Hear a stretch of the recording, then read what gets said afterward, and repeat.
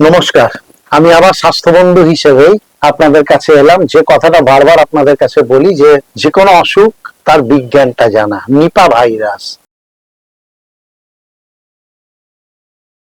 একটু লেখালেখি হচ্ছে। প্রথমেই বলে রাখি, এই বিষয়টা নিয়ে বলছি মানে একদম মারাত্মক ভীতিপ্রদ ইত্যাদি ইত্যাদি এগুলো না ভাবলেই চলে। হ্যাঁ, নিপা ভাইরাসটা একটু মারাত্মক, নিশ্চিতভাবে এটা প্রাণঘাতী ভাইরাস। তো হঠাৎ নিপা ভাইরাস নামকরণ এলো কোথা থেকে, এটা আসে কোথা থেকে? এটা মূলত আসে বাদুড়ের স্যালাইভা, বাদুড়ের যে লালা, সেখান থেকে আসে। আর কি থেকে আসতে পারে? এই যে শীতকালে আপনারা তো অনেকেই একটু, কেউ শান্তিনিকেতনের, কেউ গ্রাম বাংলায় গিয়ে খেজুরের রস খেয়েছেন। এই খেজুরের রস এখান থেকে স্বাভাবিকভাবে, খেজুরের রস মানে সেটাও তো সারা রাত ধরে পড়ে, বাদুর সংস্পর্শে আসে এবং এই খেজুরের রস এটা ক্যারি করে এই ভাইরাস। তো তার থেকেও আসতে পারে।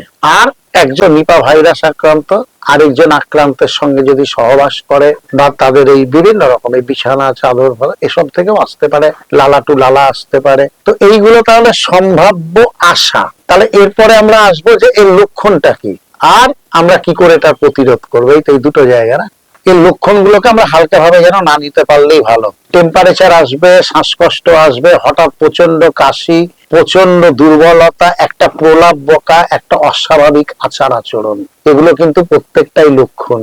তাহলে একদম শেষ হচ্ছে আমরা নিপা ভাইরাস যাতে আমরা আক্রান্ত না হই, আমাদের কি কি সাবধানতা অবলম্বন করতে হবে, তাই না? সেটা আমরা তাহলে একটু বলে দিই। এইরকম লক্ষণ হলে প্রথমেই হচ্ছে আপনি কিন্তু আপনার স্থানীয় চিকিৎসকদের সঙ্গে যোগাযোগ করুন এইসব লক্ষণগুলো দেখা গেলে। আর আপনাকে কি কি করতে হবে? প্রথম কথা হচ্ছে কাঁচা ফল, ওই বাজার বা গাছ থেকে পেরে কাঁচা ফল খাবেন না। কারণ যে বলা হলো না, বাদুড়ের লালা থেকে এটা আসে, সবাই এগুলো তো রাত বিরাতে ঘুরেই বেড়ায়। কাঁচা ফল খাবেন না, খেজুরের রস খাবেন না, বাজার থেকে যাই কিনে আনবেন সেগুলো একটু ধুয়ে খাবেন।